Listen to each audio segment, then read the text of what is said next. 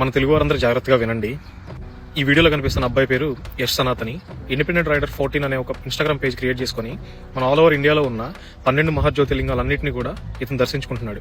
దీంట్లో భాగంగానే అతను మన ఆంధ్రాలో ఉన్న మల్లికార్జున స్వామి దేవస్థానానికి, అంటే జ్యోతిర్లింగాల్లో ఒక జ్యోతిర్లింగం అయిన మల్లికార్జున స్వామి దేవస్థానాన్ని దర్శించుకోవడానికి మన ఆంధ్ర వచ్చాడు సైకిల్ రైడ్ చేసుకుంటూ.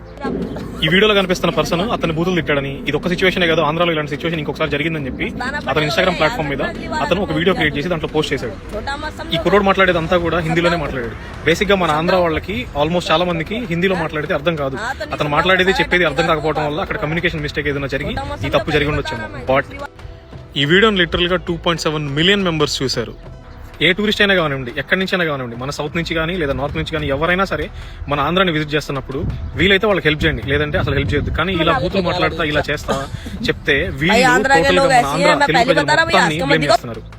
ఇక్కడ తప్పు జరిగింది, తప్పు మాట్లాడింది ఒక పర్సన్ వల్ల అయితే ఇతను ఇన్స్టాగ్రామ్ పేజ్ లో టోటల్ ఆంధ్ర ప్రజలందరూ ఇలాగే ఉంటారు, ఇలానే చేస్తారు అని చెప్పి అతను చెప్పిన మాటలు అతని ఇన్స్టాగ్రామ్ పోస్ట్ లో పోర్ట్రే అవుతున్నాయి.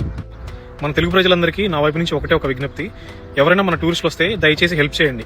మీకు హెల్ప్ చేయడానికి ఇష్టం లేదనుకోండి, అసలు పట్టించుకోవద్దు. అంతే తప్ప మనం చేసే చిన్న తప్పుల వల్ల మన తెలుగు ప్రజల మొత్తాన్ని, మన తెలుగు కమ్యూనిటీ మొత్తాన్ని ఇలా అనిపించుకోవటం కరెక్ట్ కాదని నేను భావిస్తున్నాను. మీరేమనుకుంటున్నారు?